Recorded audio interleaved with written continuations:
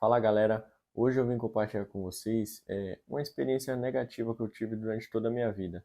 Eu nunca soube administrar minhas finanças. Esse é um erro que eu admito que eu cometi em quase todas as fases da minha vida, até pouco tempo atrás. Então eu resolvi parar de ser uma pessoa ignorante para isso aí. Eu não gostava de leitura, não gostava de nada. Eu nunca aprendi sobre finanças em casa ou na escola. Minha mãe foi uma pessoa que não teve muito contato com isso.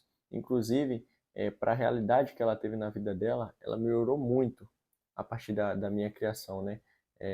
A criação que ela teve não chegou nem perto da minha. Minha mãe me ensinou sempre a ganhar dinheiro. Minha mãe sempre falou comigo que tinha que vender alguma coisa, comprar.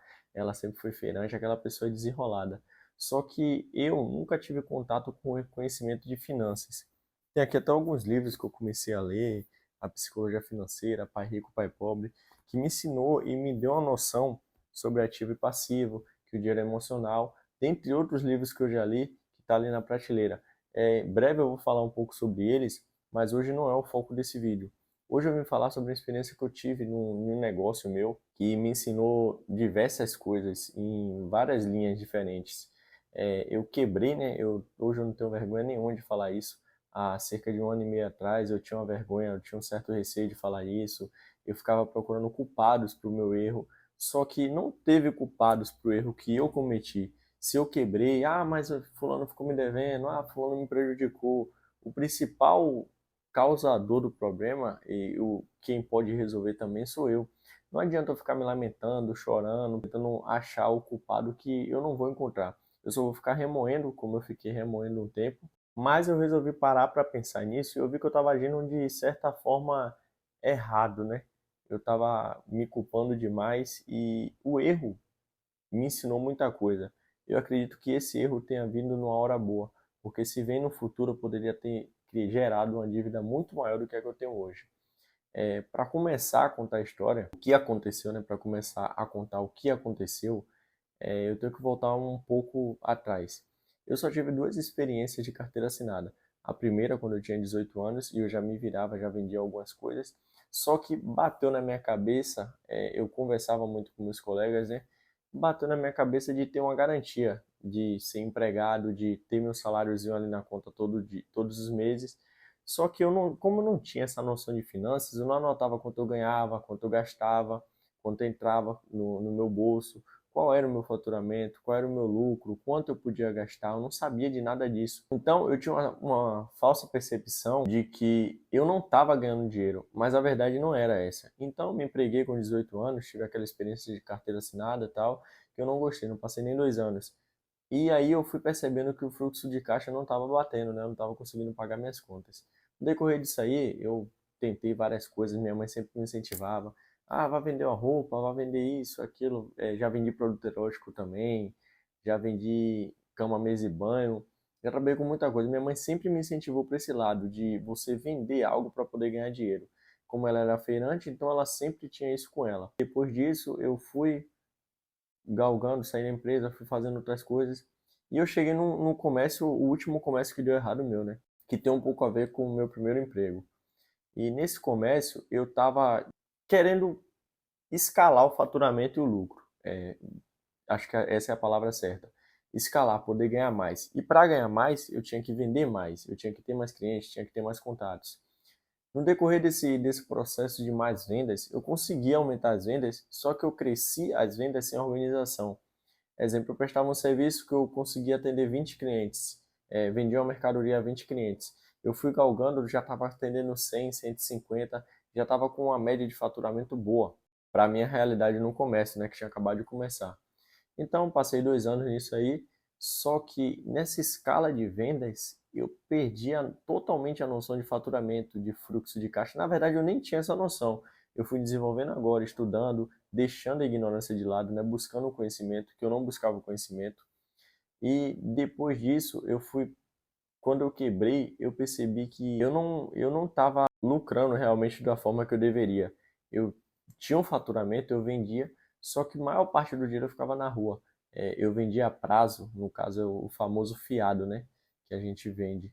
E esse fiado, exemplo, eu vou citar um exemplo aqui. Se você vende 20 mil a 10 clientes, cada um comprou 2.000, né?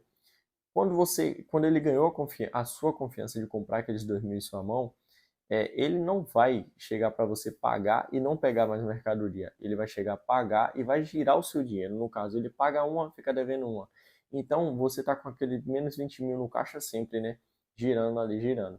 E quando você para de colocar mercadoria, muitas das vezes esse cliente não vai te pagar.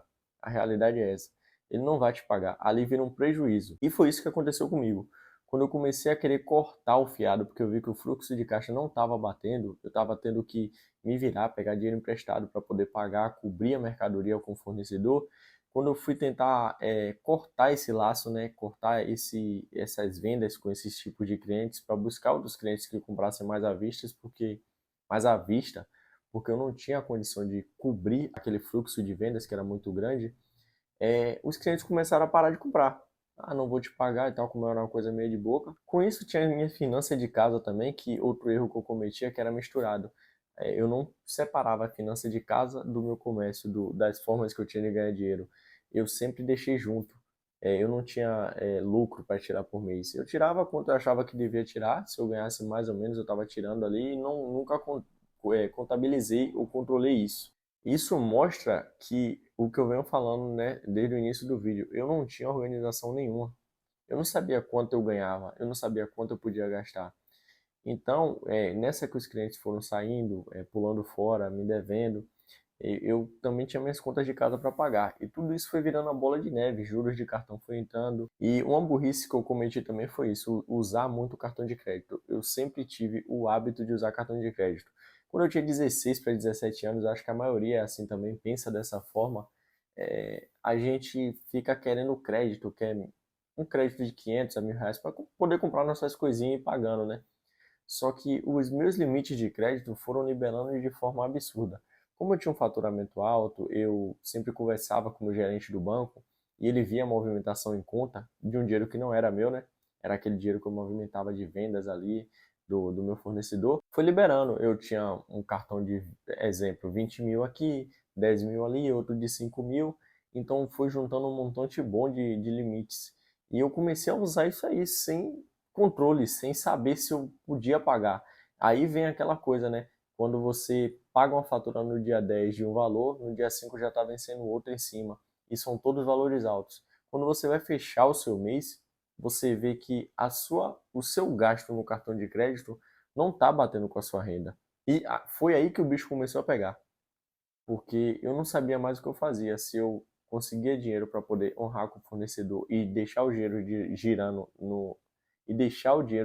na mão dos clientes, ou se eu pagava em casa os cartões de crédito. E tudo isso foi virando a bola de neve. E esse foi o início da minha dor de cabeça. E depois, quando eu caí na real, né, que eu tentei cortar, não consegui, quando eu caí na real, a dívida já estava enorme. As dívidas, né? E eu sempre fui aquela pessoa que eu não buscava conhecimento, mas eu comprava cursos, às vezes nem terminava. E essas coisas de curso de milhas, fórmula milagrosa para você ganhar dinheiro também, foi uma coisa que eu me apeguei muito quando eu vi que a dívida estava embolando, né? Eu queria gastar mais no cartão de crédito para ganhar milhas, sendo que eu não tinha condição de pagar aquele cartão de crédito. Tudo isso foi um conjunto de erros que foi juntando, agregando no outro, e quando a bomba explodiu na minha mão, eu não tive um bom emocional para poder lidar com essa situação. Então eu acabei deixando de lado as dívidas, joguei para cima. Eu tentei resolver no primeiro momento tudo de uma vez, mas não é uma coisa que deu certo. E depois disso eu tentei de novo voltar para a CLT. Então para mim se repetiu o ciclo da primeira empresa que eu trabalhei. Eu tentei voltar para a CLT para poder pagar as dívidas, né? Só que não é exatamente como eu pensei. Depois eu parei para refletir. Na verdade, o que eu estava fazendo foi tentando fugir da minha realidade atual, que eram as dívidas. Eu queria só arrumar um emprego que desse para pagar ali, para mim me manter e esquecer aquelas dívidas. Eu estava fugindo da minha responsabilidade. E hoje eu vi que eu errei muito nisso aí também, porque se eu conseguir gerar aquela dívida, eu provavelmente conseguiria também sair dela. Só que na época, a falta de maturidade, eu não estou me culpando por isso, eu acho que a gente vai aprendendo com essas coisas assim. Nem sempre a gente vai saber como lidar com a situação, né? Principalmente quando se trata de uma situação financeira. E hoje eu estou gravando esse vídeo aqui Não porque eu saí dessa escalada de dívidas, mas porque eu consegui um pouco reduzir e controlar. Mas eu não quitei todas. Porém, eu consigo hoje em dia falar sobre o assunto. O financeiro da gente é um pouco complicado, né? Você, você não consegue falar muito bem sobre isso, porque de certa forma você sente uma vergonha de você ter dado errado, de você estar devendo, de você estar com o nome sujo no cartão de crédito, às vezes não ter uma moral na praça para voltar a comercializar o que você comercializava antes. Mas isso eu comecei a encarar de uma forma diferente. Eu comecei a encarar que eu tinha que ter errado naquele momento da minha vida. Aquela era a fase de errar. Ainda eu estou na fase de errar, só que eu estou correndo atrás de consertar as coisas. Então, quanto mais cedo você errar, vai ser mais fácil. E esse vídeo aqui, eu sei que eu estou falando muito sobre mim. Eu falei desde o começo do vídeo que era sobre os meus erros. E eu estou compartilhando com você não de uma forma de que eu aceitei a dívida, mas sim eu estou falando aqui como alguém que não quer que você cometa o mesmo erro. Se você está começando seu negócio pequeno ali, busque estudo, busque conhecimento, busque comprar livros, pague mentorias boas que realmente funcionam, um curso. Não caia nessa ladainha de curso de ganhe dinheiro fácil, não existe isso no mundo. A internet está aí cheio de gente falando de acertos, de vitórias, que ficou rico com isso ou com aquilo. E esse vídeo aqui, eu até relutei um pouco para gravar. Eu aceitei o que aconteceu, mas para gravar eu relutei. Por quê? Você abre o feed hoje, seja o que for, você só vê cases de sucesso. O fracasso não aparece aqui nesse ambiente que a gente está agora. O fracasso é esquecido. Aqui só vem os vitoriosos, os que ficaram ricos, os que vendem fórmula milagrosa. E por pensar assim, foi que eu resolvi trazer o vídeo aqui. Eu não vou cortar esse vídeo, não vai ter cortes. Talvez eu corte algumas partes aqui que eu possa ter gaguejado. Mas não quero fazer um vídeo perfeito, eu quero fazer um vídeo assim mesmo, um ano, para a gente poder retomar um pouquinho o que é errar, né? Aqui dentro da internet, parece que ninguém erra, parece que ninguém comete burrice financeira, todo mundo só acerta, todo mundo só investe, todo mundo vende milhas, consegue faturar com isso. E isso é uma coisa que pesa muito, a gente se compara muito aqui nesse ambiente. Quando eu comecei a escalar as minhas vendas, eu estava muito vidrado no dinheiro, sabe? Em ter lucro. Estava focado. Pô, eu tenho que bater meta, eu tenho que vender. Isso eu mesmo me cobrando, né? Eu tenho que vender para poder faturar. Só que isso foi uma coisa que me prejudicou, porque no fundo eu sabia que podia dar errado. Eu tinha noção que eu não tinha uma reserva financeira, eu tinha noção que eu não tinha uma estrutura para poder bancar aquilo ali se viesse a dar errado. Então eu assumi o risco no fundo. Só que isso não veio logo à tona quando tudo deu errado. Não, depois de muito tempo que eu fui ver que eu tinha assumido aquele risco. Aquilo aconteceu porque de certa forma eu permiti que acontecesse. Eu não me preparei antes, eu não fiz uma estrutura financeira para poder fazer uma amarração. Pô, caso eu perca desse lado aqui, eu tenho isso para poder negociar, ou então eu tenho essa reserva para poder suprir no lugar. E isso também foi uma coisa que pesou. Eu espero que esse vídeo também te ajude a ter essa noção que eu não tinha há um pouco tempo atrás, né? Estou desenvolvendo agora. E quero deixar uma dica para vocês agora no fim do vídeo. Estude, cara. Não falo sobre estudo. Eu não falo sobre estudo convencional. Você tem que estudar o convencional, sim. É obrigação na nossa sociedade você terminar aquele ensino médio, você fazer uma faculdade se você quiser, claro. Mas eu falo sobre estudar e buscar conhecimento naquilo que você está fazendo no momento. É buscar conhecimento financeiro. E com conhecimento financeiro, eu não estou falando aqui de fórmulas milagrosas ou então de ficar rico. É você saber administrar aquele pouco que você ganha. Sabe, não é, eu ganho 1.600, R$ 2.000, eu tenho que investir para ficar rico, eu tenho que fazer isso, aquilo, eu tenho que comprar o curso de fulano, porque ele falou que isso dá certo, não. É você saber se encaixar no seu limite. É você saber administrar o seu dinheiro. É você ter uma vida tranquila, ter uma reserva de emergência, ter o seu carrinho. Não digo nada de luxo. Ter algo que você se sinta satisfeito, sem muito consumismo. Hoje a gente está numa sociedade que é muito consumista, cara. Às vezes a gente está aqui, lançou um celular novo, eu tenho que trocar. Lançou esse carro que eu tenho que trocar. Eu quero comprar aquele relógio caro. E muitas das vezes o dinheiro ele, ele é importante, sabe? Mas não para coisas materiais ou para o consumismo. O dinheiro é para te trazer um conforto. Depois que eu percebi isso, meu jeito de olhar para as coisas e de como eu ganho dinheiro mudou totalmente.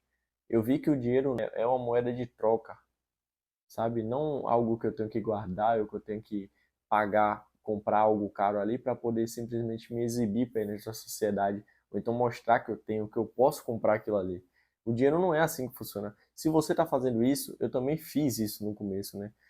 Você está indo por um caminho infelizmente errado, porque vai chegar uma hora que você não vai conseguir comprar coisas mais caras porque você já está endividado, e isso vai te gerar uma frustração. Isso também é outra coisa que eu queria falar com você. Eu ia fazer um vídeo só sobre isso, mas foi bom já ter encaixado aqui, que eu acho que tem um pouco a ver. Mas então, é isso que eu queria trazer hoje no vídeo de hoje.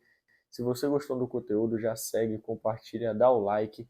Se esse vídeo não te ajudou, não precisa dar o like, simplesmente esquece que eu apareci aqui na sua tela, e eu espero ter ajudado.